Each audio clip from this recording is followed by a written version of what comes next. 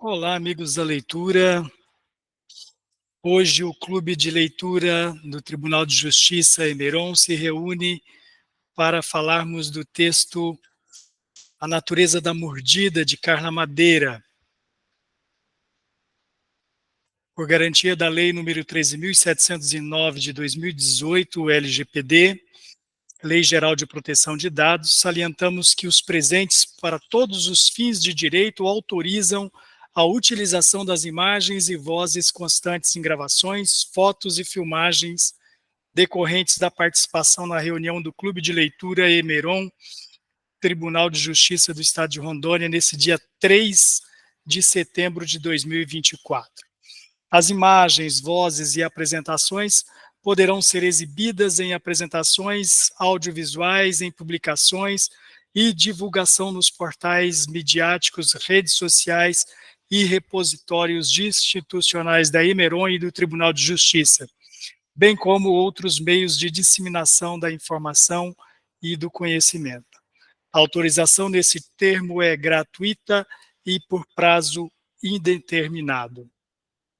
Daqui um pouco eu coloco o link para frequência para aqueles que são internos do Tribunal de Justiça. Temos a participação de diversas pessoas não ligadas ao Tribunal de Justiça, ou que já foram, ou que são convidadas a participar das nossas reuniões, e que daí não precisam registrar a presença. Esse registro de presença, ele é interessante para o Tribunal, para a Hemeron, por ser possível, através dessa lista de frequência, mensurar a aceitação e a adesão ao projeto Clube de Leitura.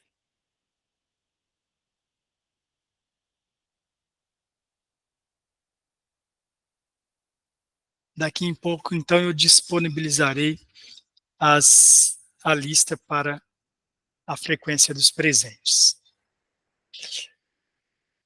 Extraído o texto Saudade, do livro Textos Cruéis Demais para Serem Lidos Rapidamente. Saudade. Não me disseram que saudade era esse sentimento prematuro de quando já se sente falta antes mesmo de partir. Não me disseram que saudade é quando você vai se deixando nos móveis, nas paredes de casa, no carinho das gatas, no abraço da mãe. Estou descobrindo uma saudade de tudo por aqui. Estou tentando impregnar meu olhar sobre cada memória afetiva que eu tenho tido.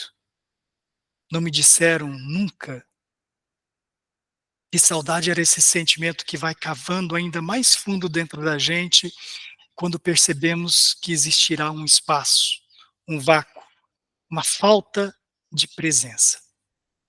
Às vezes, em algumas pessoas, esse sentimento se revela por meio de uma lágrima que rola quando o primeiro pé sobe a escada do ônibus e do outro lado fica alguém que se ama muito, muito.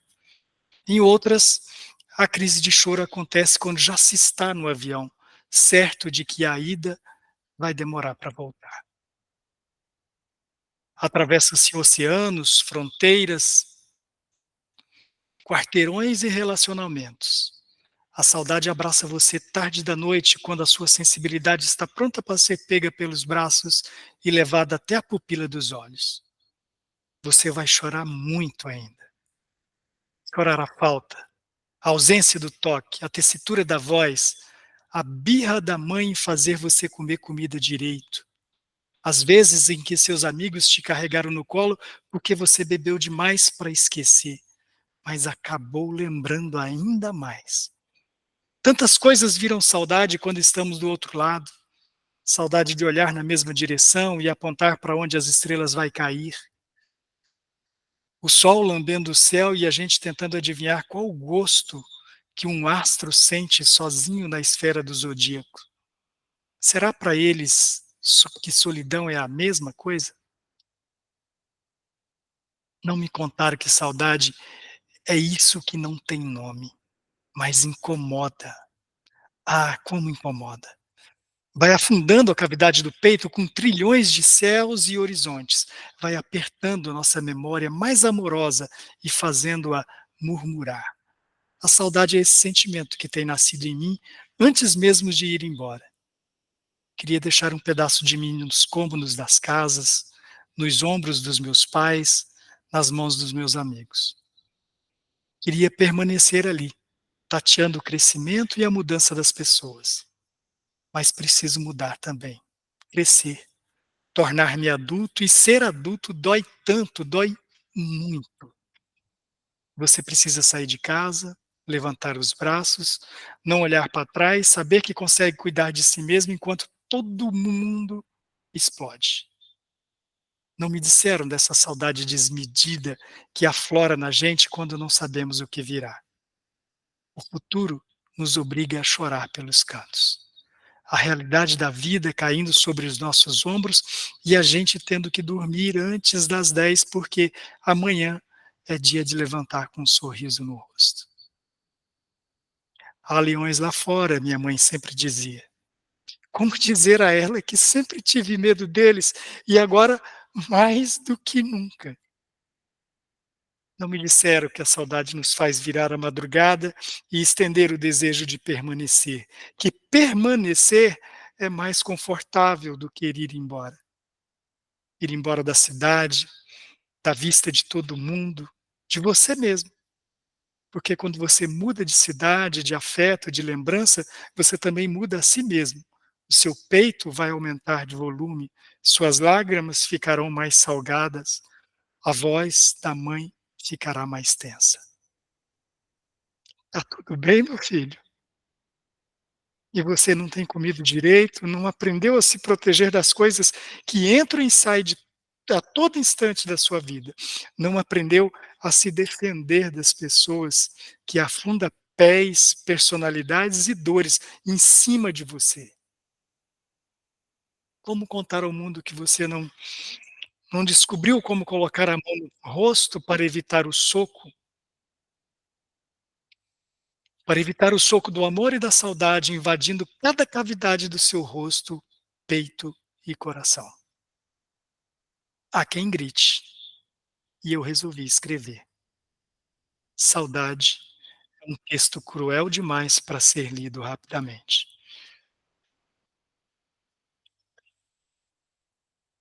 Esse texto, ele é pertinente com a natureza da mordida, porque a natureza da mordida é um texto que fala de saudade de relações amorosas, amor filial, o amor maternal e o romance.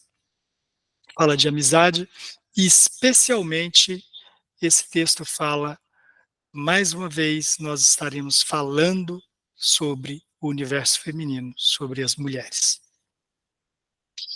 É um texto de Carla Madeira, que nasceu em Belo Horizonte em 1964. Largou o curso de matemática e se formou em jornalismo e publicidade. Foi professora de redação publicitária na Universidade Federal de Minas Gerais e é sócia e diretora de criação da agência de comunicação Lápis Raro. Em 2014, lançou seu primeiro romance, Tudo é Rio, um sucesso editorial recebido com entusiasmo pelo público e pela crítica. Em 2018, lançou seu segundo romance, A Natureza da Mordida, sobre o qual nos debruçaremos hoje para conversarmos e analisarmos.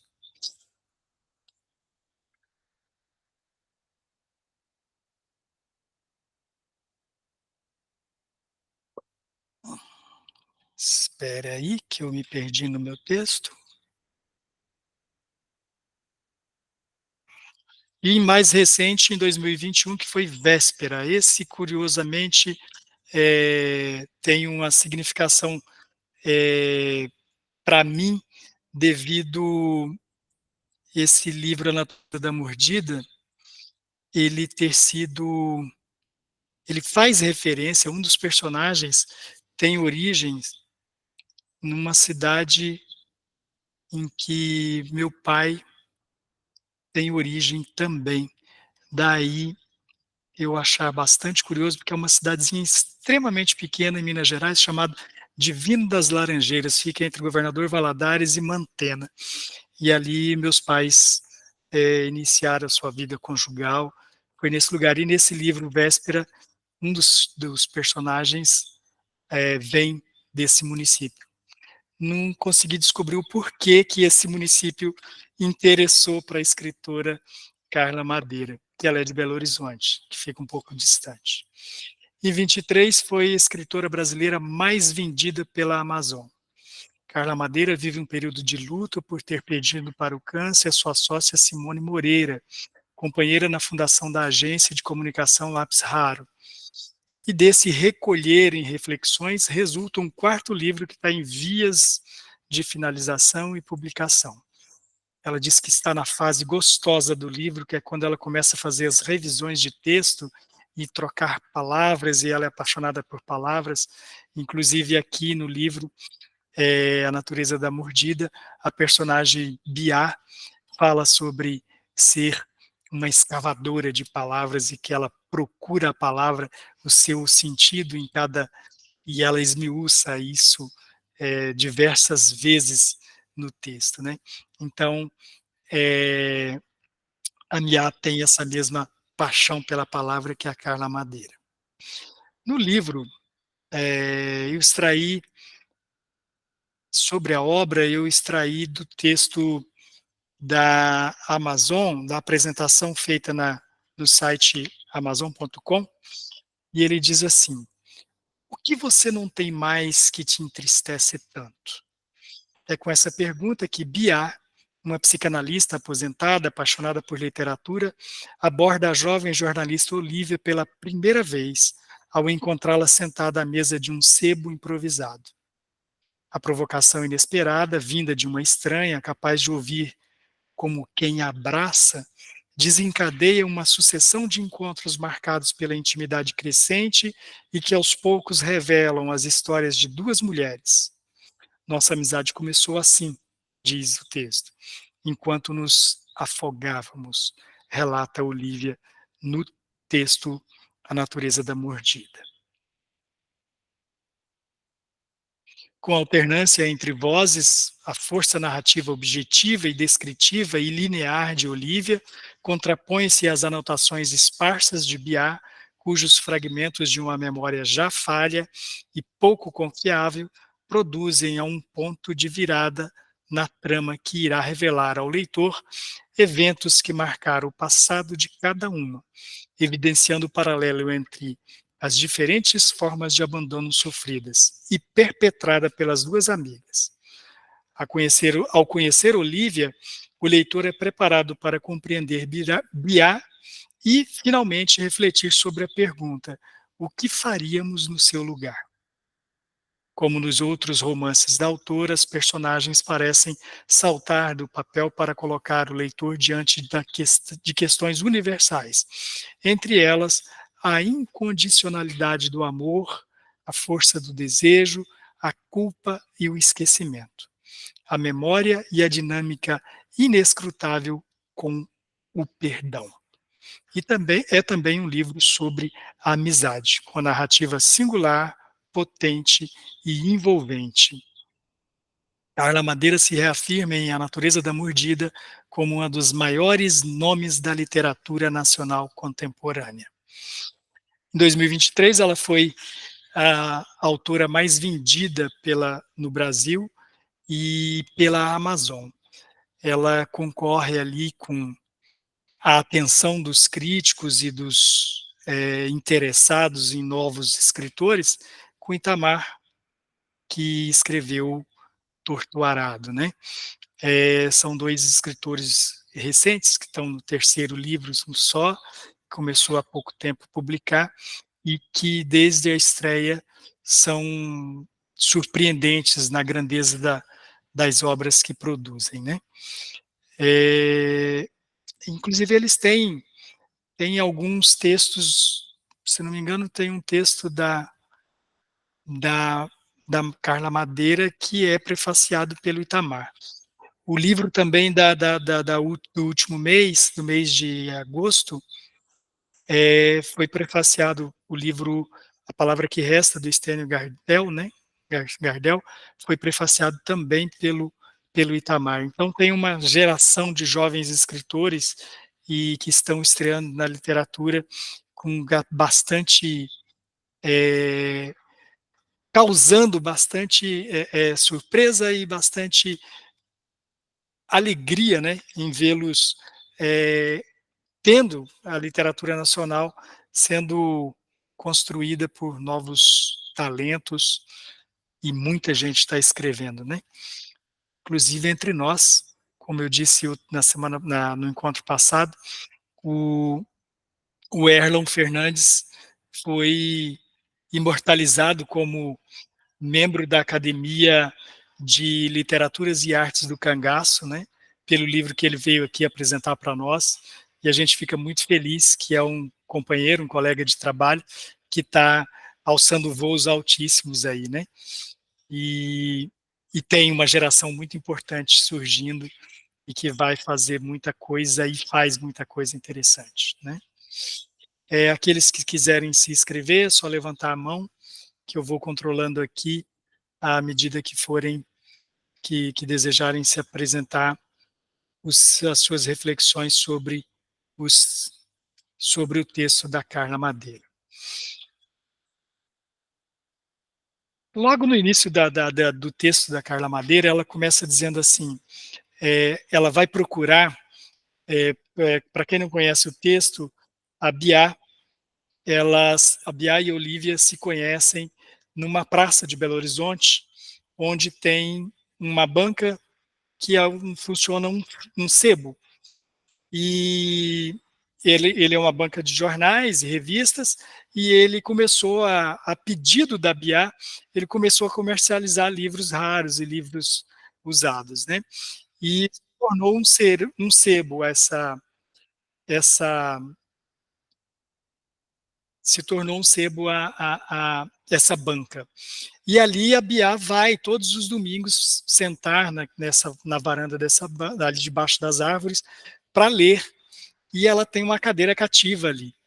Nesse local, nesse domingo que começa a nossa história, ela chega, a Olívia está sentada ali, comendo um pão de queijo, em Minas Gerais, né? Tem que ter um pão de queijo, daí ela está ali sentada, escrevendo, tomando um chá e tomando um café e comendo um pão de queijo e escrevendo e chorando.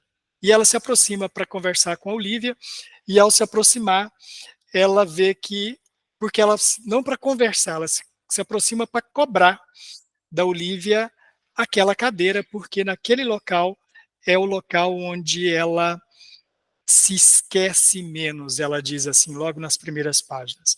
É o local onde eu me esqueço menos. Então ela senta ali todos os domingos para poder fazer suas leituras. Geralmente ela tem as encomendas que é feita ali para o dono da banca, eu não esqueci agora o nome do proprietário da banca, e Rodolfo. O Rodolfo sempre traz alguns livros para ela. Nessa ocasião, ele tinha comprado para ela Os Miseráveis, em francês, uma obra em francês, e daí ela pretendia ler, né? E acaba não sendo possível porque a Olívia está sentada na cadeira dela. E ela se aproxima da Olívia para cobrar o local. Quando ela chega próximo de Olívia,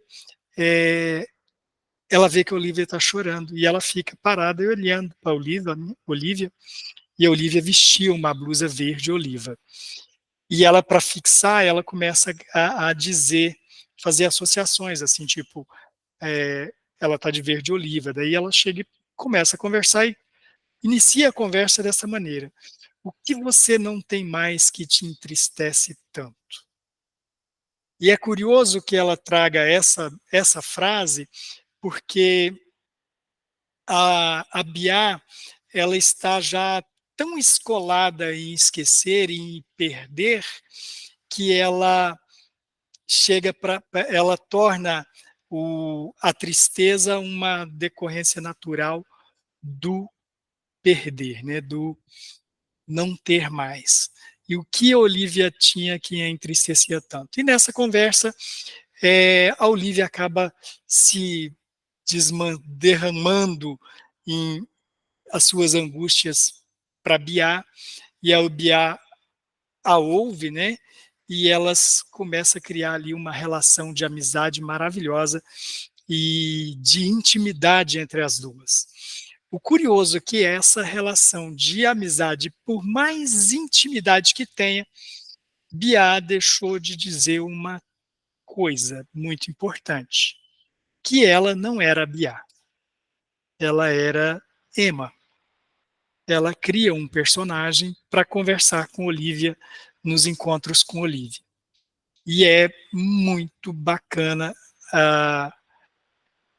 essa personagem criada por ela, essa como essa personagem deu a Olivia a liberdade de falar dela, despir-se mesmo sobre a vida dela, os amores, especialmente a relação dela com Rita, né? Uma, uma relação que durou por pouco tempo, mas foi muito intensa na adolescência, foi até os 16 anos ali, e, e que acabou se separando e sem explicação. E também sem explicação ficamos nós ao ler o livro, porque Mia conta de como ela se separou de Theo. Na verdade, ela não conta de como, ela conta que separou do Theo, que Theo abandonou Mia e Teresa, que é a filha deles. E de como essa relação era prazerosa, de como essa relação era interessava aos dois, aos três, e ela não nos conta como a Rita não conta para Olivia os motivos do desfazimento da relação delas, a Mia não conta para nós o motivo do desfazimento dessa família, né? O que, que aconteceu. E esse é um mistério que percorre o livro e que a gente só vai descobrir lá para o final, que a gente vai ver o que aconteceu com Theo, Mia e Teresa, o que afastou o Theo de Mia e de Teresa, que acabou afastando Mia de Teresa. A ausência o distanciamento do Theo provocou o distanciamento de Mia e Teresa também. E a personagem Mia tem uma questão, como na apresentação da Amazon, diz sobre uma memória não confiável. Ela já está lutando contra o esquecimento. Ela continua, periodicamente, ela tem perdido lembranças e isso tem causado nela uma angústia, um desconforto e um descontrole emocional, em muitas vezes, decorrente dessa ausência de lembrança. Mas ela não deixa de lembrar de algumas coisas. Ela não deixa de lembrar do Theo e não deixa de lembrar de Teresa, que era sua filha. E em um dado momento, ela vai falar dessas lembranças e ela faz referência a um poema chamado Vietnã. E no final do livro, tem uma transcrição do poema, ela transcreve esse poema de Wisława Szymborska, uma tradução de Regina Prisbicien. Diz assim: mulher, como você se chama? Não sei. Quando você nasceu? De onde você vem? Não sei. Para que cavou uma toca na terra? Não sei. Desde quando está escondida? Não sei. Por que mordeu o meu dedo? Não sei. Não sabes que não vamos lhe fazer mal? Não sei. De que lado você está? Não sei. É uma guerra, você tem que escolher de que lado você está. Não sei. Tua aldeia ainda existe? Não, não sei. Esses filhos são seus? São. E daí, nessa trajetória da Mia, o que ela não esqueceu foi tudo que ela viveu com Teresa, tudo que ela viveu com Theo. Como a personagem da poesia Vietnã, ela, ela, ela até justifica, né, no texto, que as mães não esquecem seus filhos. Ainda que suas relações sejam é, tumultuadas, é, que tenham dificuldade em convivência, e a maioria das vezes isso acontece por questões não esclarecidas, né? Como a gente vai ver aqui, Mia falou muita coisa para Olivia, falou para Teresa. E de repente, se ela tivesse conversado com Teresa da maneira que conversou com Olivia, e Teresa também conversado com a com a Mia da maneira que ela conversou com a Olivia, teriam tido uma vida diferente e teriam tido, como no texto Cruel Demais, não teriam deixado para o passado um tempo e aquelas pessoas felizes que eram, né? E é muito curioso dessa questão da mulher, que eu estava falando sobre esse, essa necessidade de falar e essa relação da mãe com a filha, que tem um texto dela, das anotações de Mia, porque, como vocês viram na apresentação, o livro é escrito de textos da Olivia, narrando os fatos, e intercalado por anotações da Bia. As anotações da Bia são muito curtas, porque, como ela está com problema de memória, então geralmente dá uma página, duas, nunca passa de duas, é uma, duas, uma e meia. Às vezes ela nem tem anotação, tem uma anotação que ela nem faz uma página, ela só escreve os nomes, que é para não esquecer. Ela escreve o nome da Olivia, escreve o nome da Rita, diz o que é, para poder ela manter essas pessoas vivas na memória. Mas ela fala dessa relação da mãe com a filha, e tem um texto que é maravilhoso. A Carla Madeira, tanto nesse livro quanto nos outros dois, a gente pode extrair uma questão bastante própria do texto dela. É um texto que você lê destacando o tempo todo. Ela tem frases muito boas. As frases dela são maravilhosas. Ela tem o tempo todo você quer dar um destaque para uma coisa. Não, isso aqui é maravilhoso e tal. Então, me perdoe, mas eu vou recorrer ao texto dela com muita frequência hoje, principalmente se vocês não me interromperem, né? Eu estou esperando que me interrompam. E eu vou fazer isso agora para poder dar um traço do que é essa relação maternal, e que ela coloca de uma forma muito bonita. Lá na página 163, ela diz assim: quanta estupidez tem o poder sem sabedoria, e o amor. Há tanto amor que não experimentei, não tive nos braços dentro de Teresa, que a Teresa não tinha sido mãe ainda, né? Só as mulheres sabem o que é ter no ventre um entre. Ela gosta dessa brincadeira com as palavras, depois eu vou voltar nisso. Ela faz isso, ter no ventre um entre. Ela usa essa repetição sonora, né? Fonética, que é bem curioso. Ela faz isso muito recorrente no texto dela. E é bem gostoso. Eu acho que talvez pela minha formação, eu ouvi muito Guilherme Arantes, né? Quando eu era moleque, assim, adolescente, o Guilherme Arantes fazia muito sucesso. E o Guilherme Arantes fazia, o Elequim está aqui, tem uma memória musical bacana, né, Elequim? E o Guilherme Arantes tem muito de construir versos e frases assim, tipo, cheia de charme, igual ela aqui, ventre e entre, né? Sou seu. O Guilherme faz muito isso nas canções dele. E aqui no texto da Biá, no texto da Carla Madeira, ela também faz isso com muita frequência.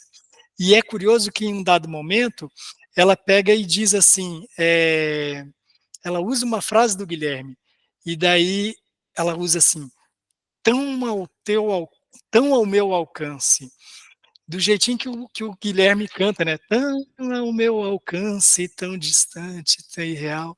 E paixão assim não acontece todo dia, cheia de charme.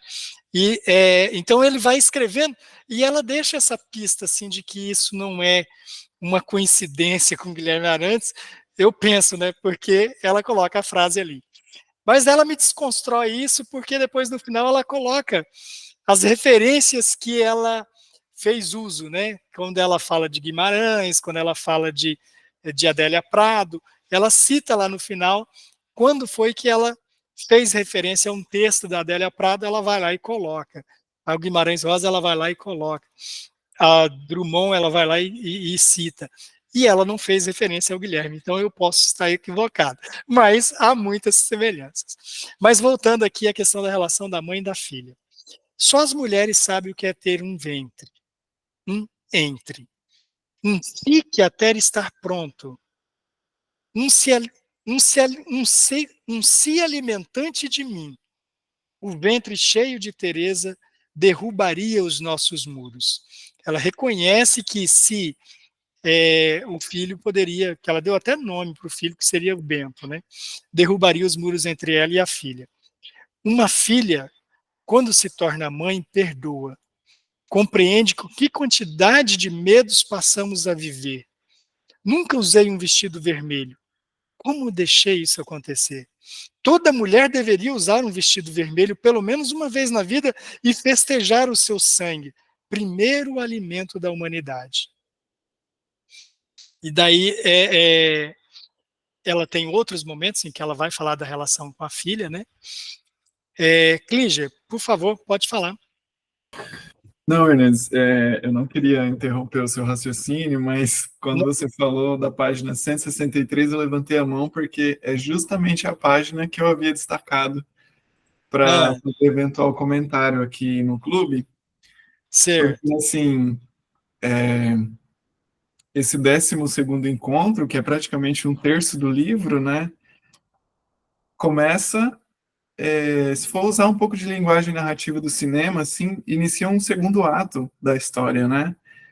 Quando a Olivia conta ali a sua história para Bia e tudo, e de repente a gente tem um impacto muito grande da história de Olivia, e ao final do capítulo a gente tem outro impacto muito grande da história de Olivia com relação a Bia, e aí emenda já nessa anotação, que não tem um número de capítulo, né, mas ali anotações de Bia da página 63, que para mim, de todas as anotações, é a mais bonita, assim, é uma reflexão da Bia, né? Bia é o meu nome de louca, como ela diz, é uma reflexão dela sobre o que foi a vida dela até ali, brevemente um pouco sobre a morte, sobre os problemas, sinalizando de que, apesar de toda a confusão, ela já estava compreendendo, né, aonde a vida dela tinha chegado.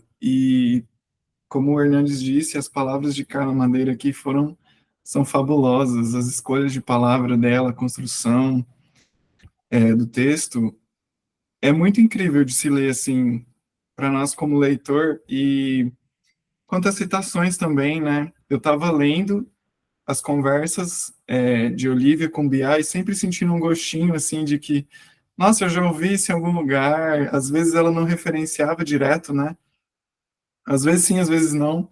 E aí chegar no final do livro e encontrar uma lista das citações foi bem interessante para complementar. Nossa, eu já tinha ouvido essa frase, às vezes de alguma outra maneira, mas a Bia, como uma leitora ávida, ela incorporou isso nas falas dela, né?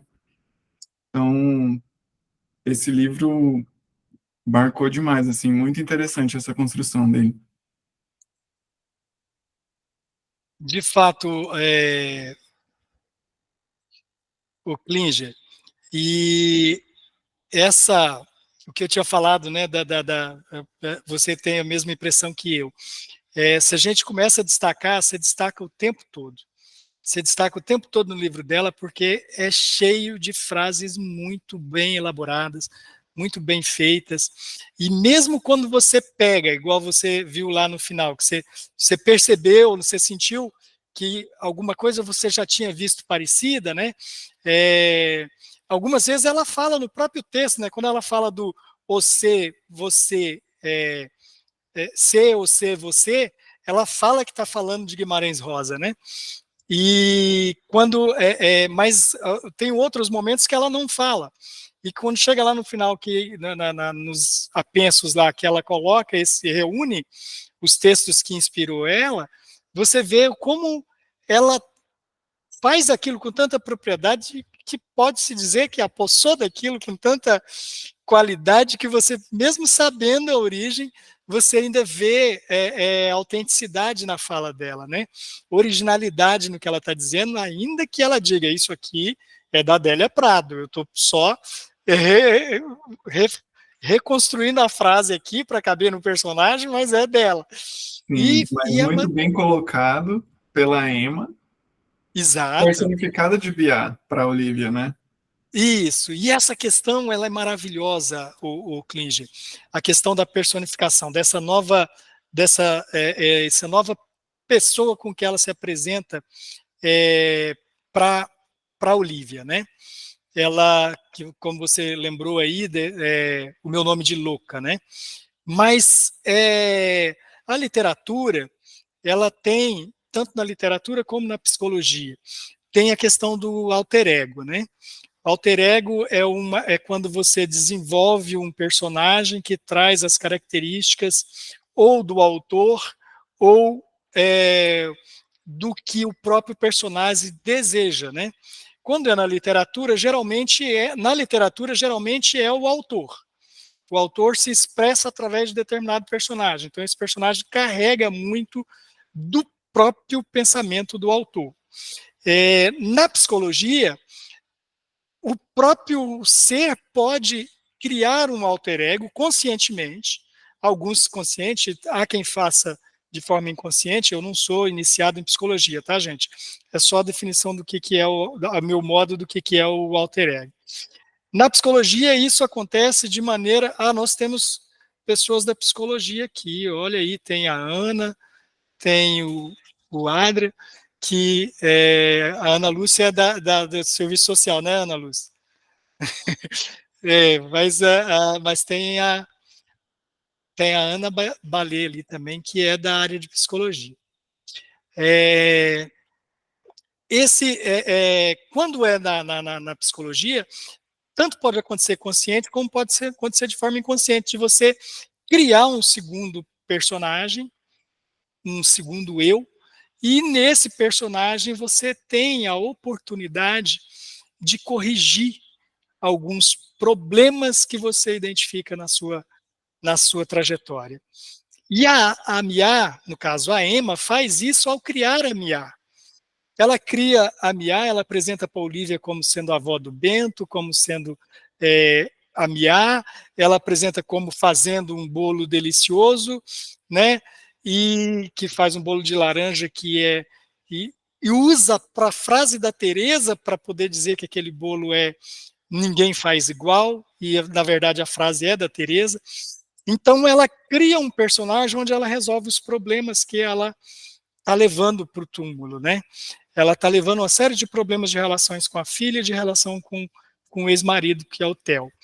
E com a personagem Bia, esses problemas são solucionados.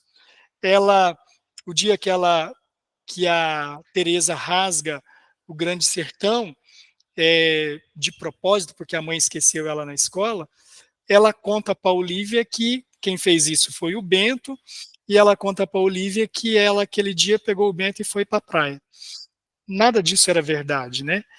Mas ela estava reconstruindo um problema no passado em que ela teve com a Teresa e que ela não agiu dessa forma.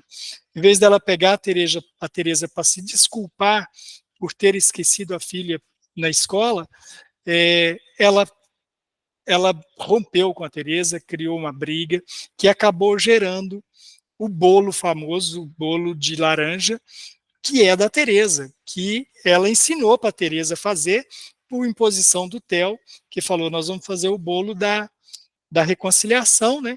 Que era a Teresa aprender a fazer o bolo para quando ela tivesse problema, fizesse o bolo que as coisas se resolviam. Então ela aprendeu, como ela tinha problema com a mãe constantemente, ela se aprimorou muito no bolo e o bolo se transformou um bolo maravilhoso. Então tem essa questão do alter ego que eu acho bastante saliente na história, tanto na forma literária, para um observador da literatura, quanto para um observador da psicologia. Isso eu acho bastante relevante e interessante. Eu estava falando da questão do Guilherme Arantes, daí eu até fiz uns apontamentos que ela faz, o Guilherme faz lá, né? Estou mudo, estou mudado, sou seu, cheia de charme. E a Olívia fala, Olívia Oliva. A Mia usa esses termos para reter informação, né? Para ela não esquecer. Ela falava de Olívia Oliva, e ela ia fazendo umas relações. Eu achei curioso, porque até na reunião passada eu falei do Oswaldo Copertino, A Sombra do Escondido, é o livro que eu estava comentando com um professor meu lá em Porto Velho, e o Oswaldo Copertino, na apresentação desse livro, ele falou exatamente isso, que ele não tolera questão de escritor, né? Não que ele vá censurar em relação a outros textos, mas para ele escrever, ele não tolera essa repetição fonética. Isso para ele é inadmissível numa frase que então ele vai escrever um verso ou uma frase, ele evita as palavras que têm o mesmo som, que vá se assemelhar foneticamente, ele evita. E é muito bom o texto dele, e daí eu falo assim, não existe mesmo uma regra de escrita, uma receita, né? Porque o texto dele é muito bom, mas o texto da Carla Madeira é maravilhoso, e ela faz isso com muita frequência. O que é condenável para ele, para ela é uma regra no texto dela. Isso acontece com muita frequência e é muito bonito, e fica muito, muito bacana.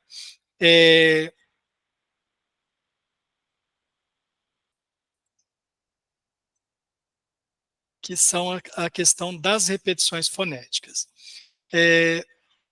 Eu observei também, talvez não seja tão saliente, mas as escritas da Biá, para mim, ela se assemelha muito à crônica. Por exemplo, vou dar um exemplo. No momento em que ela começa a falar sobre ela passar na frente do morador de rua e o morador ficar pedindo para ela. E ela começa a dissertar sobre a caridade, que ela não tem esse sentimento, que ela não possui isso, que às vezes ela fala até de maneira meio envergonhada que ela não tem isso. E daí volto lá, Cleide, na página 163, em que ela fala bem assim, em que ela faz uma referência na ideia ao texto da caridade, em que ela diz assim, farão caridade que não fiz, vestindo com minhas roupas os que precisam. Teresa, quando pequena, rezava, daí já não vai. Mas que ela disserta como numa crônica, falando sobre essa postura vergonhosa dela de não desenvolver o sentimento da caridade.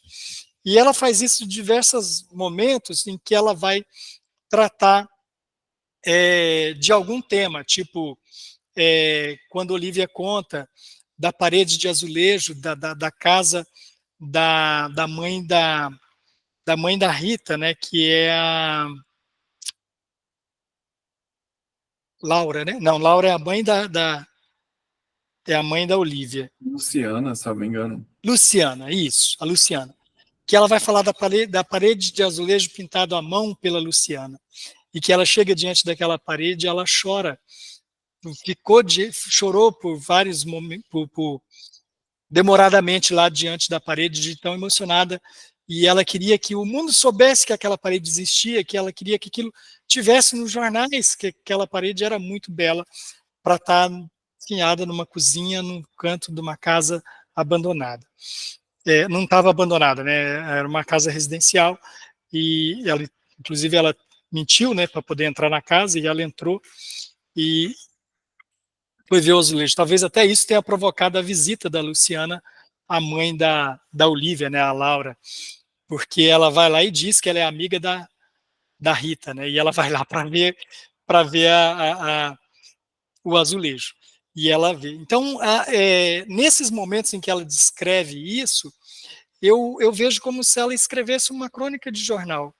Ela disserta de uma maneira como se não fosse para um romance, como se não fosse parte do desenvolvimento de uma ideia bem maior. Não, aquele fragmento de cidade, de pensamento, de conduta, de uma sociedade em que ela tem que descrever e trazer opinião sobre aquilo, né?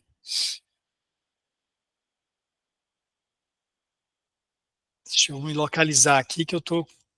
E nessa parte que o Klinger salientou também, sobre a página 163 e sobre essa questão dos textos dela, cada frase ter relevância, nesse texto da página 163, ela fala da morte, né, que ela fala que talvez os mortos estejam mortos. E ela encara a morte de uma maneira muito desesperançada sobre morrer. Ela não tem problema em morrer. Que ela diz, não vem da morte a minha aflição. A morte é mais leve do que pluma, ela diz também em um outro momento. Então, a aflição dela não é da morte. Ela tem muito mais aflição pelo esquecer e pelo que ela representa. Nesse aspecto, daí tem uma. Mas antes eu vou voltar no que eu estava falando sobre o Klinger, sobre os textos que a gente precisa, que a gente sente necessidade de dar relevância, de dar destaque, e ela tem um texto em que ela diz assim, deixa eu localizar aqui o texto, é na página 193, ela diz assim, que o sexo não é opcional. E ela diz assim, esse é dos textos que dá vontade de você destaca toda a anotação de Biá, porque a anotação inteira interessa. E ela diz assim, sexo não é opcional para a humanidade. Tem a força das coisas que precisam acontecer. Foi preciso fazê-lo espetacular. Nós dois sabemos o quanto ele é. Depois do sexo, seja como for, com ou sem amor ou moral, a vida continua. E aí está a nossa miséria. Uma orgástica miséria. E daí ela, para poder dizer sobre miséria, ela vai falar sobre os nossos rejeitos, né? Daí eu vou pular essa parte porque depois eu digo, eu teço comentários sobre isso. Já o sexo, somos nós diante de nós mesmos, todos capazes de alguma merda. É onde o pecado encontra fluidos em qualidades suficientes para se esbaldar. É a correnteza com a qual não se deve brincar. Você sabe que não sou religiosa. Falo do ato de pecar como parte da nossa natureza propensa aos tropeços. Talvez metáfora dos momentos em que somos só animais. Irracionais, puro sangue, animais sós. Mas animais nós somos. E a nossa pitada de consciência não poderá cancelar essa condição. Somos animais. Nem a civilização ou os mandamentos, nem nosso senso estético ou nossa sensibilidade poética, ficamos ali, naquelas posições degradantes, nos lambendo, nos cheirando, nos sacudindo e fazendo sons de animais. Adoramos aquilo, não é, Theo? Como a gata faz com o gato, a cadela com o cachorro, a égua com o cavalo, eu com você. e nos agride ouvir que fazemos como eles fazem. Por isso, nos chamam de cadela, nós mulheres, quando querem nos destruir. Alguém há de dizer ofendido que fazemos amor, mas também fazemos sem amor. E, portanto, não está aí o que nos humaniza.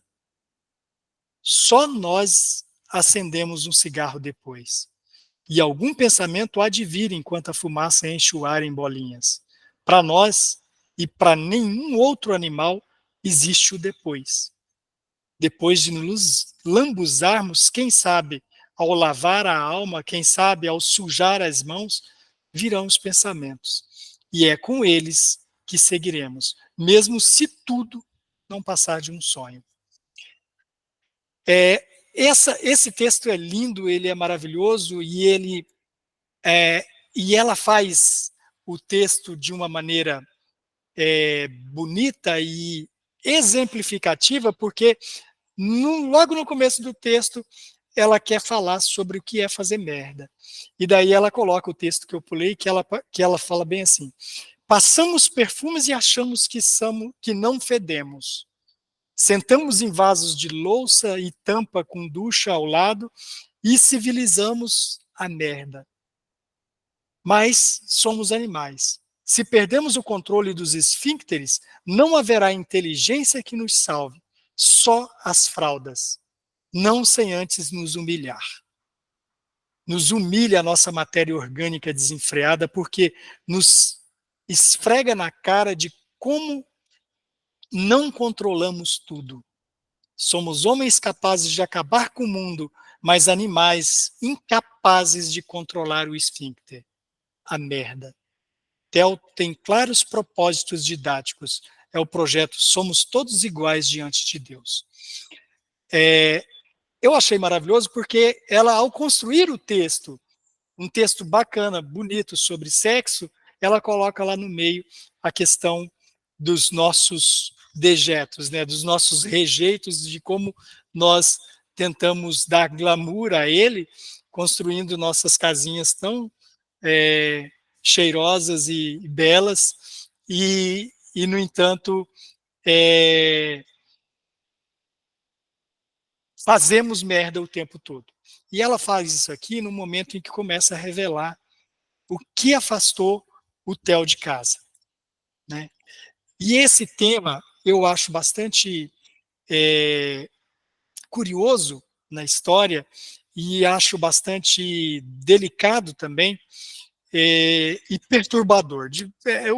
Essa parte, para quem não leu outros livros da Carla Madeira, isso é uma constante, tá? Os finais da Carla Madeira são sempre finais bastante polêmicos, bastante reviravolta, é uma coisa inesperada mesmo, acontece coisas que você não está idealizando para o final da história e é o que acontece. E aqui não foi diferente, por mais que não seja uma reviravolta que fala, não, mas putz, isso aí não cabia aqui e tal, no caso aqui até caberia, coube, né? Mas o fato você não espera por aquilo. E nesse caso aqui é pior, você se assusta pela maneira como o amor é construído ao longo dessa história. A história ela traz a história de um amor que ela viveu, de como esse amor destruiu a relação dela com uma filha e a relação dela com essa pessoa. Mas como ela ainda ama essa pessoa. O dia a dia dela está repleto de TEL. O tempo todo o TEL está presente no dia a dia dela. Dia a dia dela. E eu acho perturbador porque eu fico na dúvida se esse cara foi grandioso ou se ele foi ou não, sabe?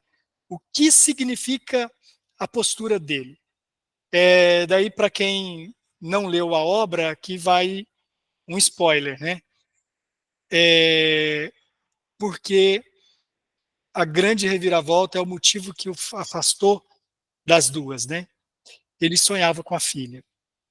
E ele, em um dado momento, ele fala bem assim, ele, na conversa que ele tem com a Teresa, que a Teresa vai em busca do pai, ela descobre que o pai montou uma foi morar no, como é que chama? Esses lugares que a gente vai, me socorram aí, Pousada. uma pousada, isso, obrigado, Ana. Ele monta uma pousada e não dá endereço para elas e vai para essa pousada. Mas ela acaba descobrindo, através de uma amiga na feira, que o pai dela está tocando uma pousada numa serra lá em Minas, e ela vai para essa serra. E ela já tinha ido outras 2 vezes para essa serra e ficado lá, feito caminhadas na serra, feito pousadas, feito acampado. E ela começa a devagar. Será que em algum momento eu encontrei meu pai num mergulho e eu não sei, né? Então isso é muito curioso você pensar nisso, que essa menina podia estar almoçando com o pai do lado, numa pousada, num restaurante dessas de turismo, né? E não saber que era o pai dela. E daí ela descobre na feira e ela pega o telefone da pousada e traz para casa. E a Biá pega e rasga o coisa. Mas ela já tinha lido 1000 vezes, ela diz no texto que ela leu 1000 vezes aquele telefone, então ela sabia. Daí ela vai e tatua no braço o telefone.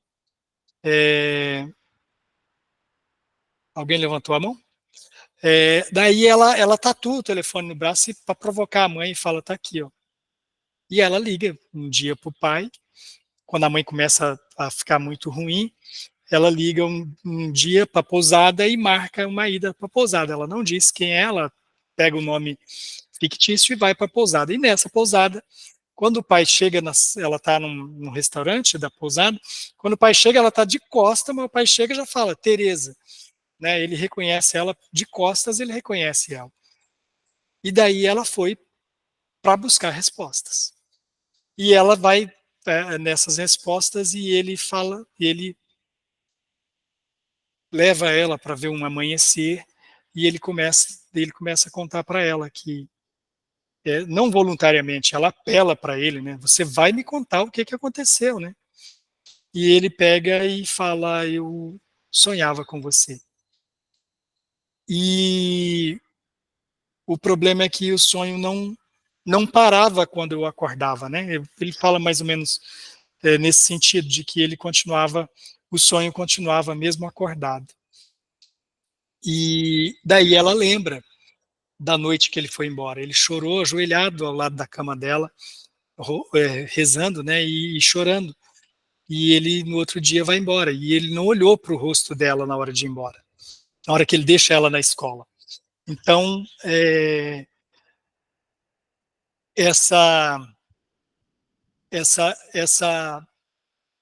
ele se afasta delas por esse motivo. E parece que há uma compreensão muito grande da parte de Biá. E eu fiquei sem entender. Se alguém quiser dissertar sobre essa parte, eu fiquei sem entender o que havia ali. Se havia um respeito pela decisão dele, se o fato esse homem foge dos sentimentos que ele tinha em relação à filha. E o texto chega a dizer que isso é abjeto, né? Ele usa uma expressão bem mais agressiva, assim, no sentido do sentir dele. Eu não lembro agora exatamente a palavra, mas ele faz uma, como é que é? Deixa eu ver se eu destaquei aqui.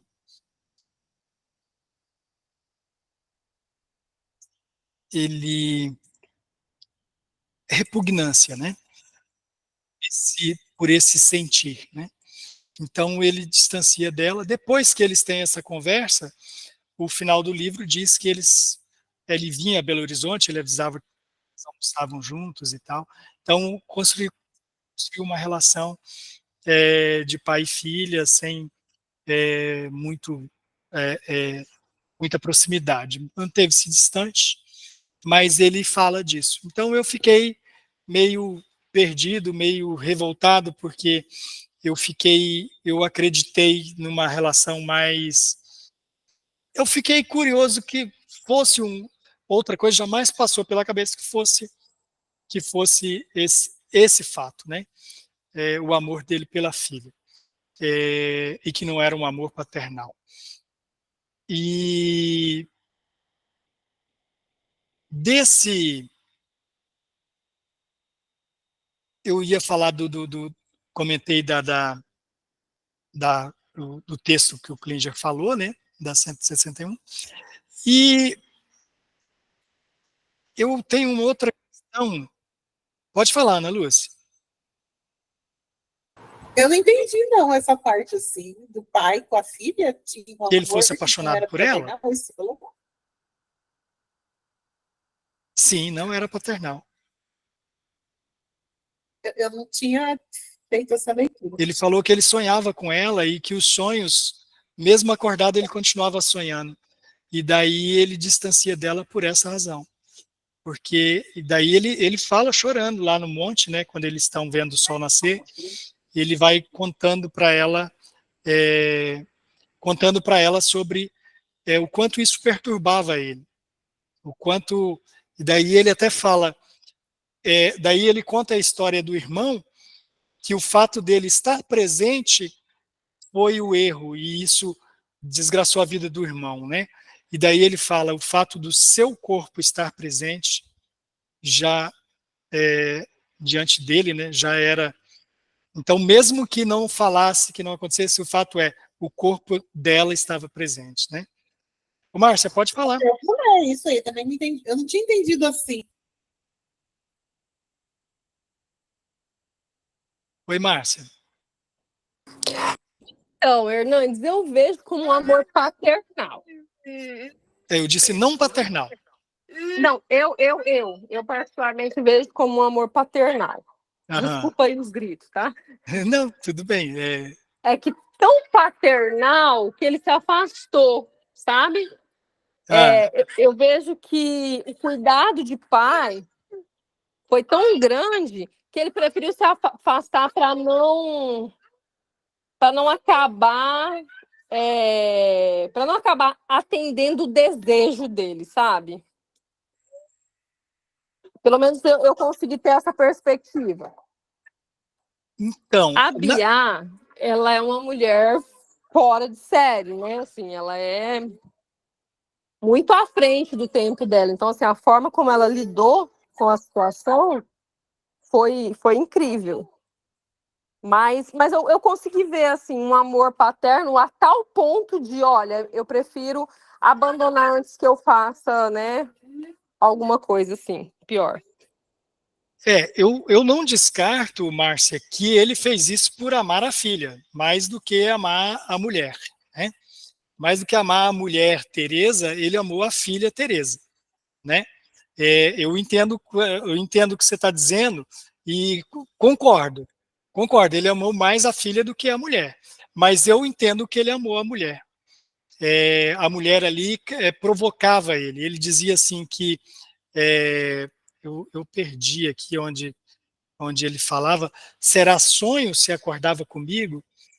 E você salientar a questão da Emma, né, da Mia, a Bia de ser uma grande mulher, porque ela permaneceu, né, sozinha com a filha, e ela criou essa filha a seu modo, né, cometeu seus erros, todo pai comete erros ao educar seus filhos, né, e ela teve os seus erros, cometeu suas falhas, mas ela se manteve ali firme junto com a filha a vida inteira, né, e não deixou que a filha deixasse de amar o pai. Ela manteve viva a memória do pai e ela amou esse homem mesmo diante dessa constatação dela, ao meu ver, tá? Pode falar, Eliakim. Então, eu acredito assim que a minha visão é o seguinte, que um acidente que o irmão dele teve, em razão dele participar, eu acho que ele ficou com medo que ela também, a filha dele, né, passasse por uma situação dessa. Por isso que ele se afastou. Foi isso assim que eu senti, assim, né? Porque ele amava muito o irmão, protegia bastante o irmão, e aí ele sentia que fazia a mesma coisa com a filha, entendeu?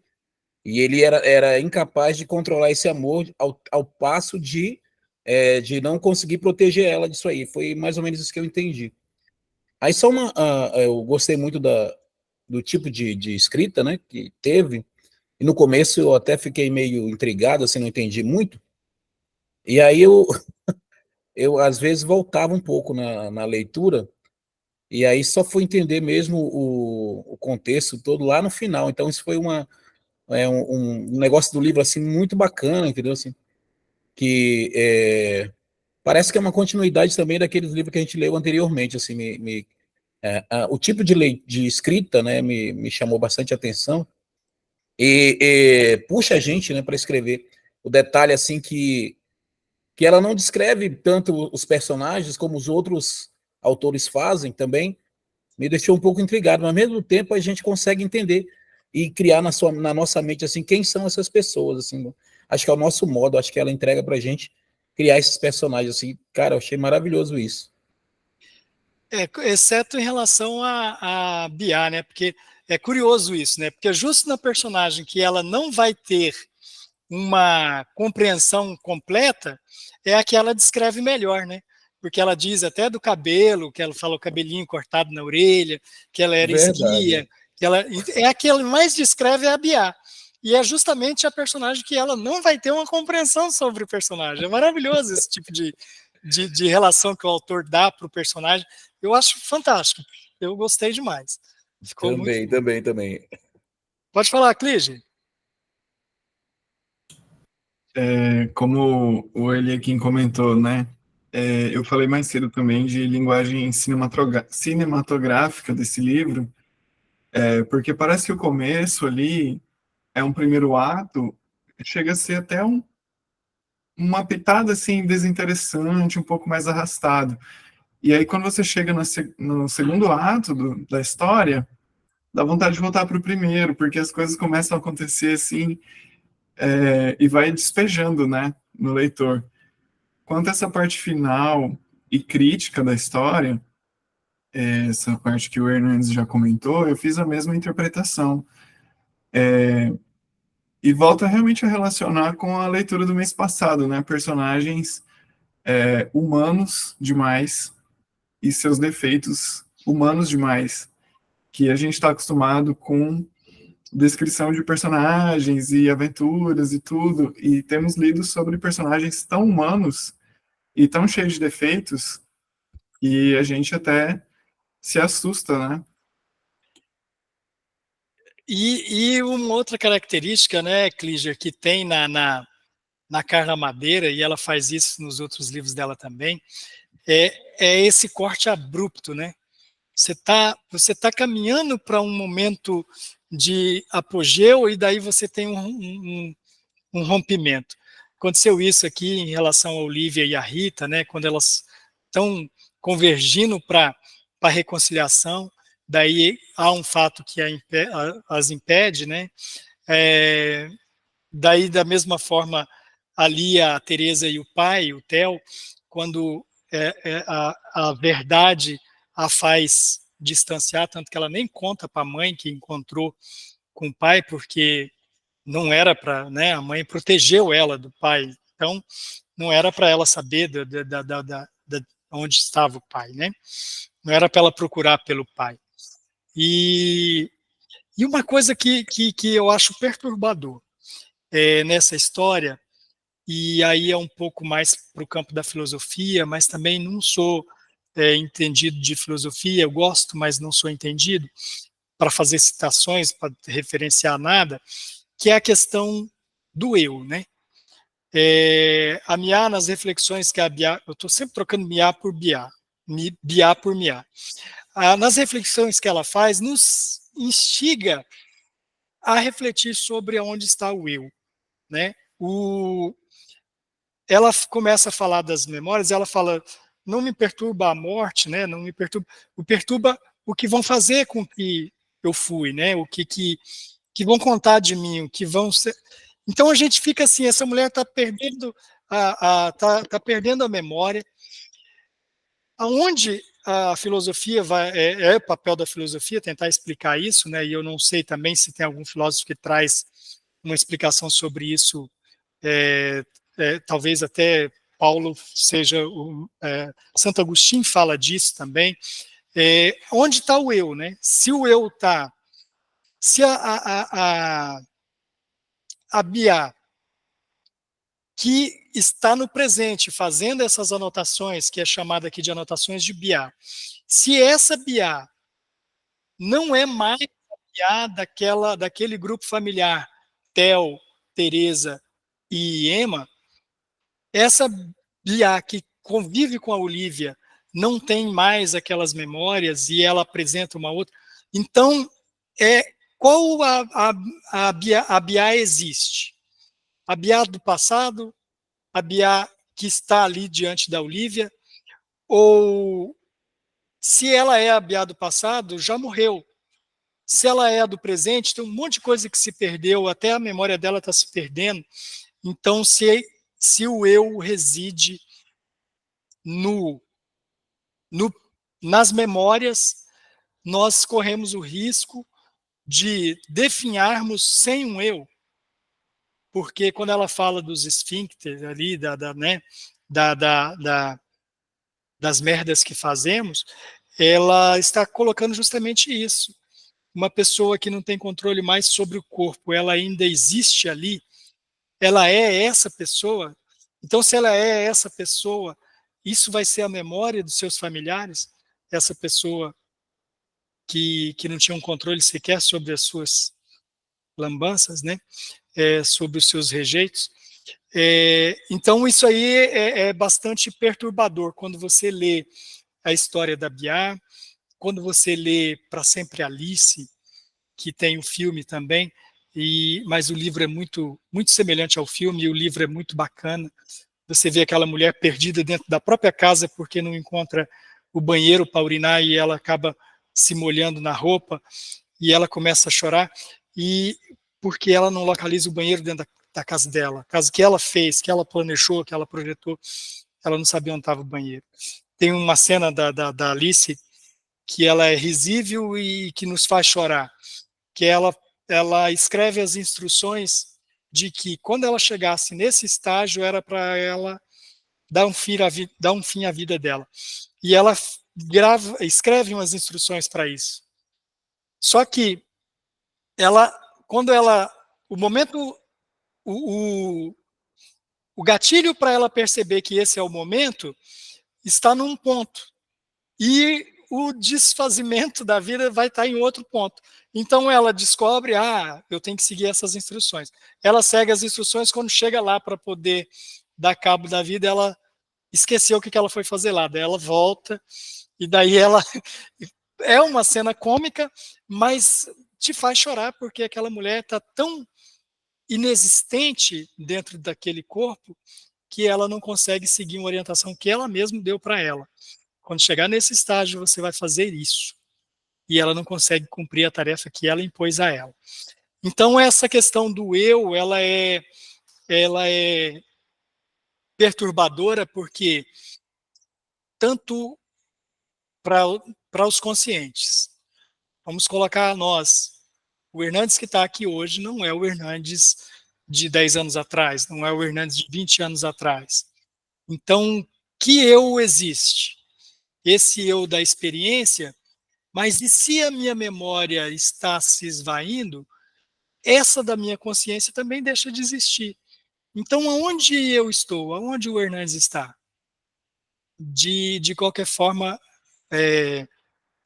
eu acaba provocando a buscar pela filosofia, pela misticismo também, né? Pelas crenças, para poder buscar, porque o cristianismo vai dizer que existe o corpo e a alma, né? Vai separar as duas entidades aí, o corpo e a alma, para poder uma direção sobre esse eu, né? Então o eu existe, ele é eterno, ele vai passar para uma outra dimensão. Então acaba me provocando, tanto a Alice quanto a Mia, a refletir e a buscar sobre essas questões. Ana, pode falar. Eu penso assim, para além da filosofia, para além do misticismo, essa questão do envelhecimento, eu acho que da sala eu sou a mais velha, devo ser mais velha em anos, né, de idade, é muito complexo mesmo, é delicado, e ela consegue ir colocando coisas que talvez quem está mais jovem ainda não pensou nisso, né? Os próprios esfíncteres, vamos dizer, porque assim, conforme você vai envelhecendo, o seu círculo de amizade também vai acompanhando, né? Se você é jovem, você tem amigos jovens.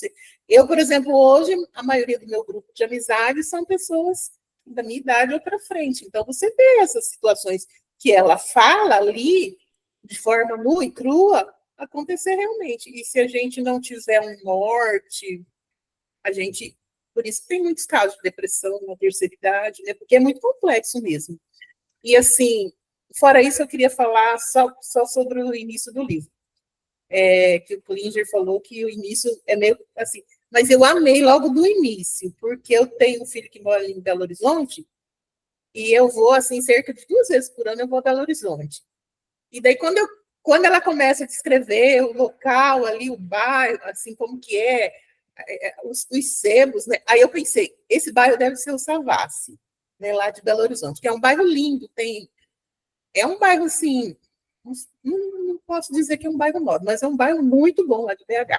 Aí tem os pubs, tem, assim, aqueles cafés com as tendazinhas que você senta, tipo, se você está em Paris, as lojas... Rapidinho, Ana Lúcia, eu pensei também, eu estive em BH em fevereiro e eu pude imaginar e visualizar os locais também, foi muito legal.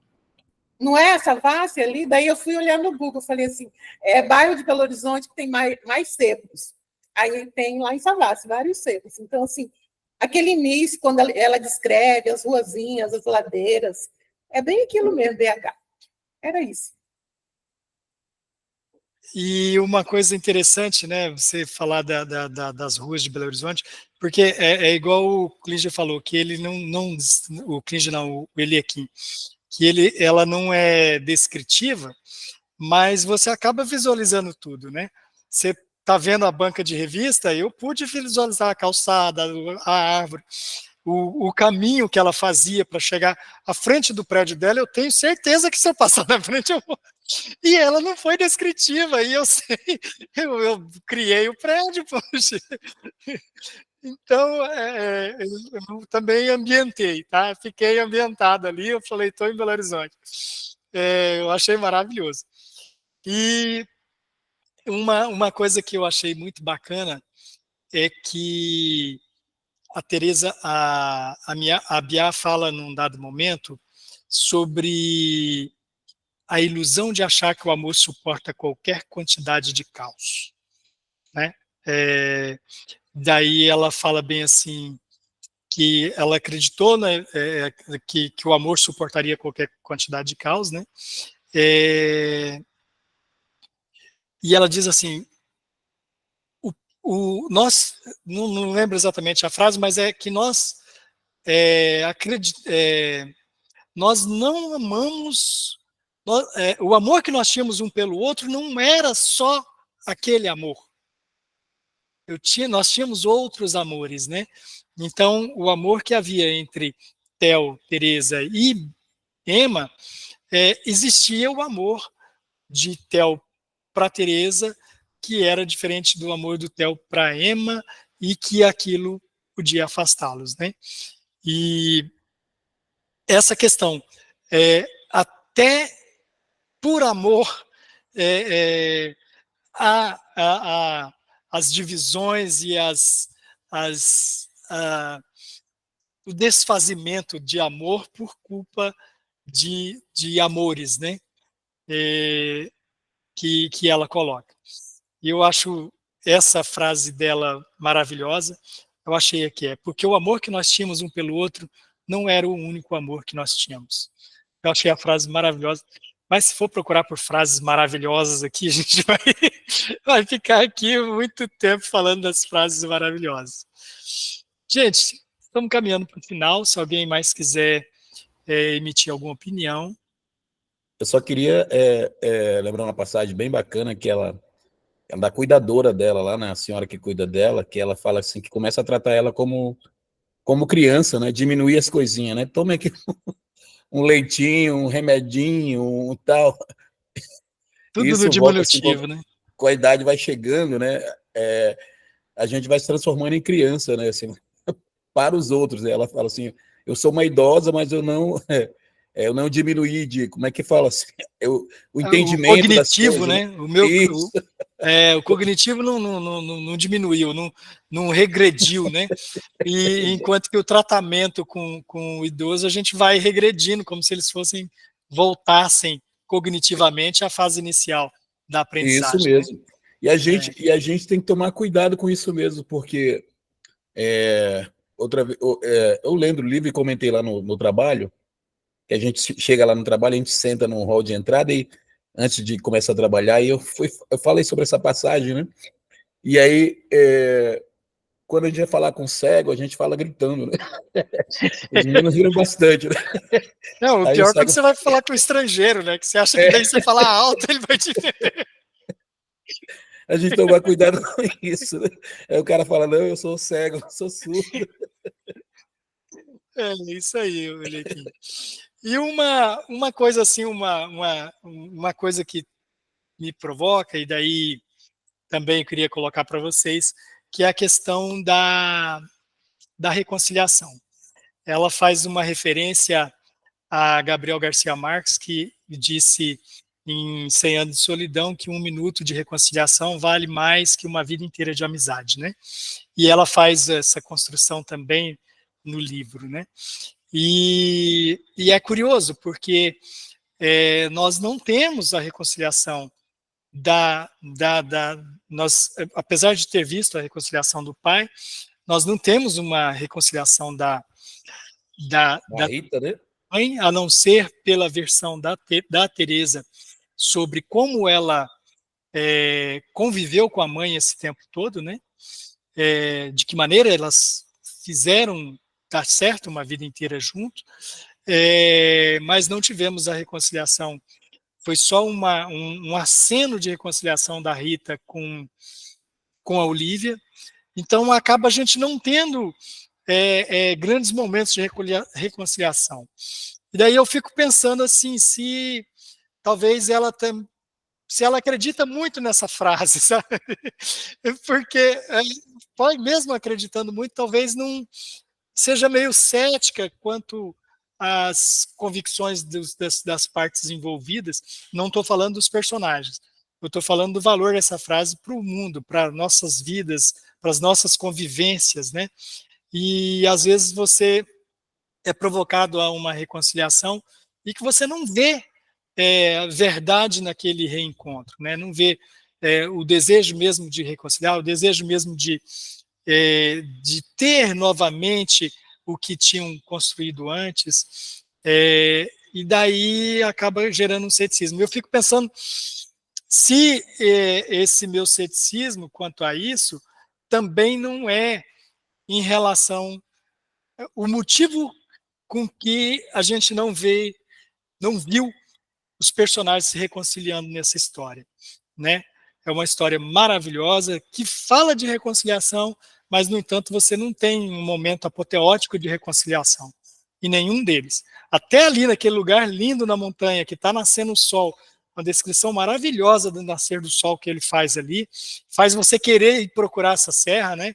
Eu não anotei o nome e eu perdi o nome da serra, mas é um ponto turístico de Minas Gerais, pelo jeito, né? E eles vendo o sol nascendo ali, aquela beleza toda, e não foi forte o suficiente para poder rolar um abraço, para poder... Acabou vindo embora, um na frente e outro atrás, e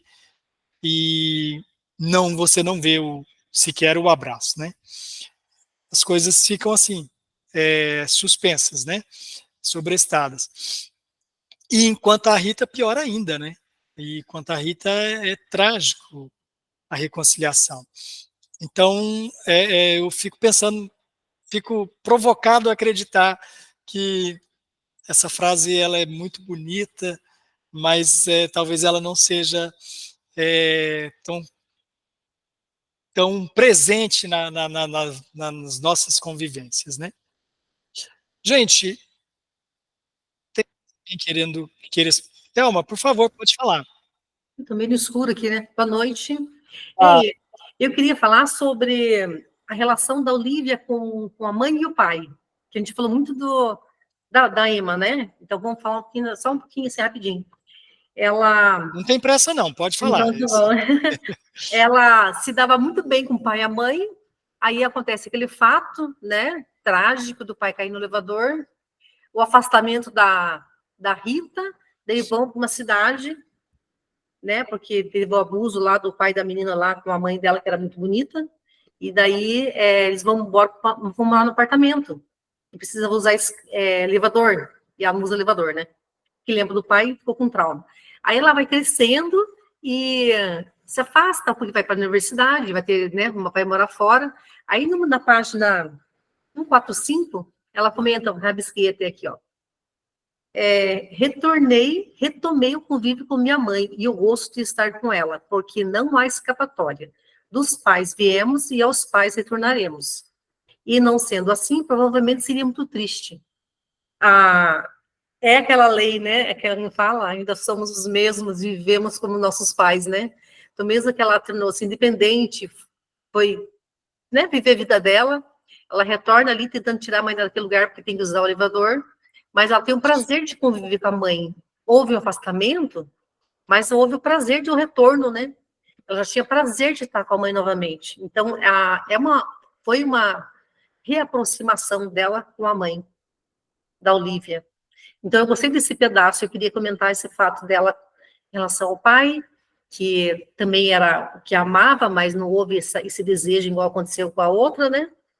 E conviveu com a mãe, e esse retorno dela dizendo, né? Aí quase que ela faz a referência do tipo, ainda somos os mesmos e vivemos como nossos pais. Só faltava essa citação, né? Nesse pedaço eu vi. E aí eu vou lendo o livro e vou marcando no caderno todas as citações que ela faz. Você acredita que agora, Hernandes, que eu peguei para a gente sentar aqui e conversar, aqui no final tem tudo marcado já, eu não sabia. Mas achei bacana que tem bastante coisa, né? Bastante coisa legal. Então, era isso que eu queria comentar. Ela entrega a fonte, né, Thelma? Ela entrega onde ela bebeu, né? Achei bacana, achei bacana. Eu achei ótimo também. E confirmou algumas. A do Guimarães Rosa confirmou. Tem a da Adélia Prado também, eu conhecia, daí eu achei semelhante, né? E fiquei frustrado porque a do Guilherme Arantes não apareceu, porque eu achei que... Mas eu acho que é porque é um recurso dela, da Carla, né? Mas você colocando aí sobre a questão do pai, a mãe dela também é linda, né?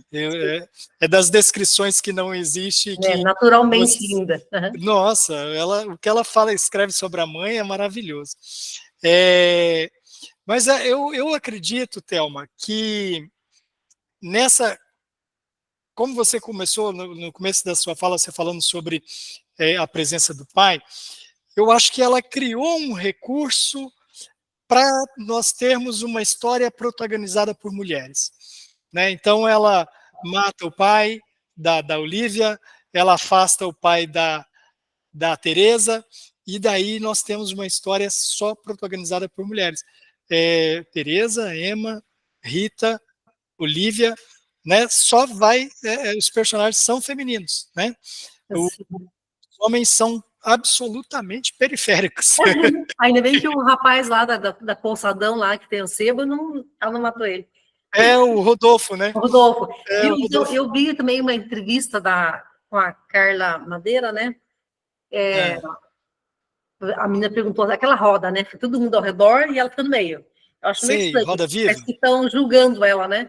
Porque uma escritora bem nova, de idade, que falou assim, por que você não fala de negros nos seus livros?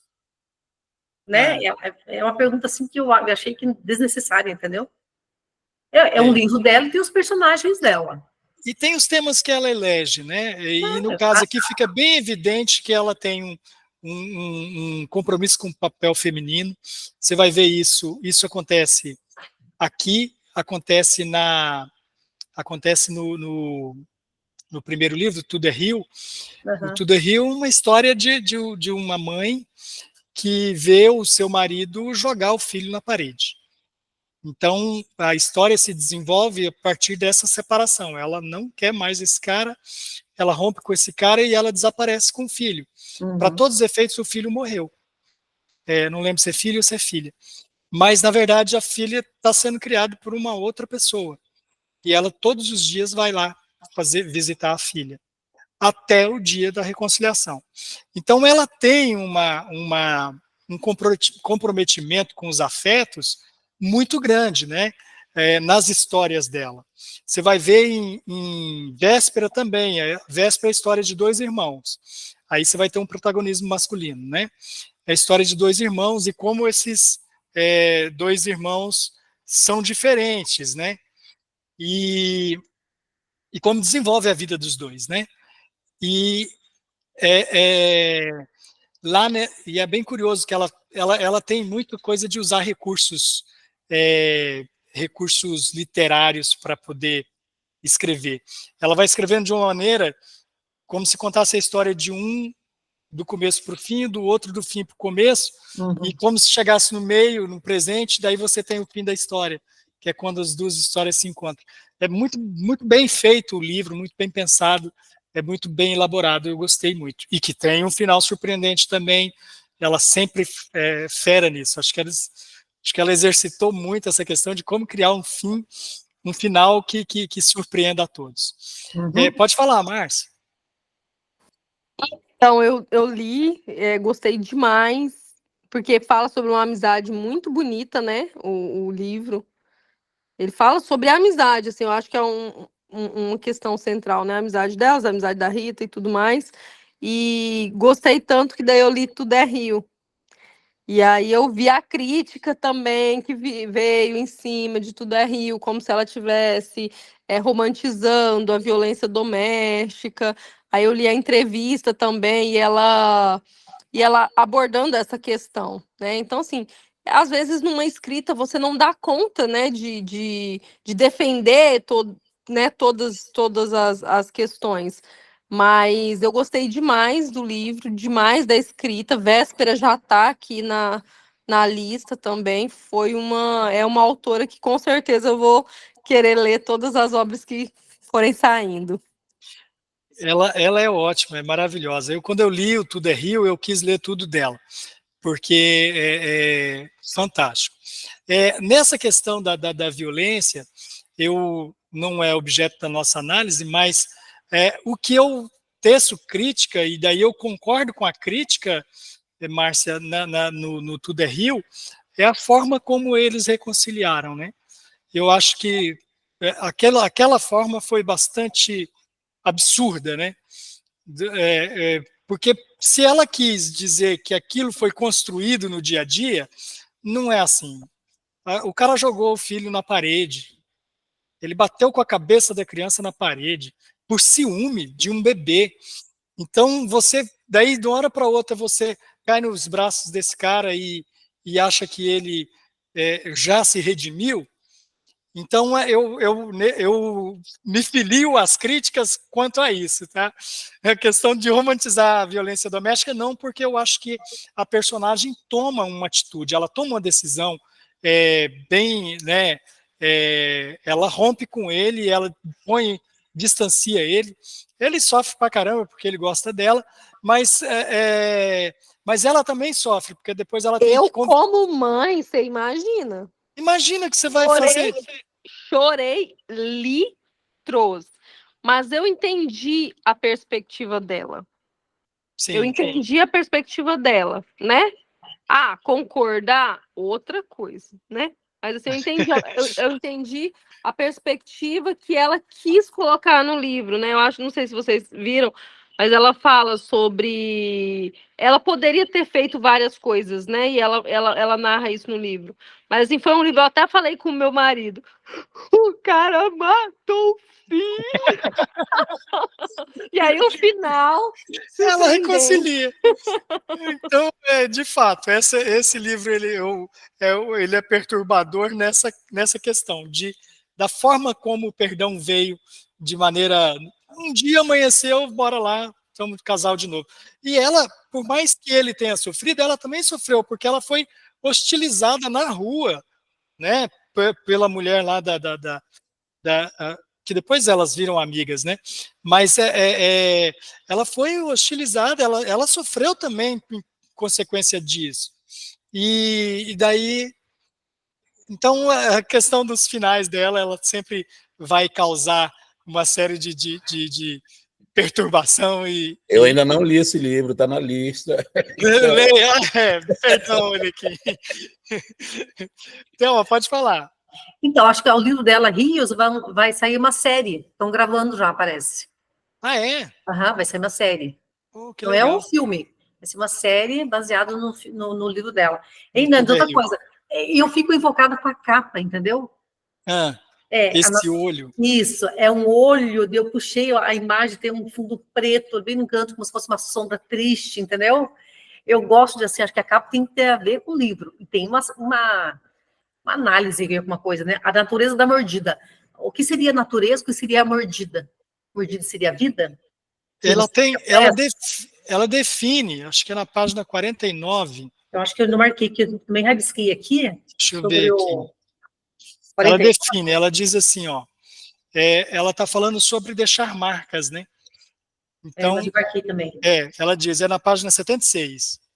Mais cedo ou mais tarde acontece que não pode ser desfeito. Você acorda e pensa, até ontem eu era feliz.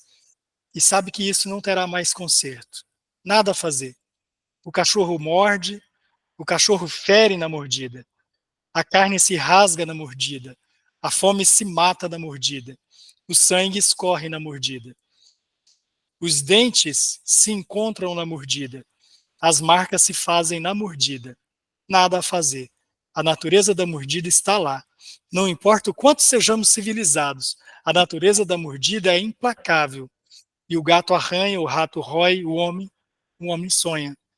E os sonhos não podem ser dominados. E eu disse, vá.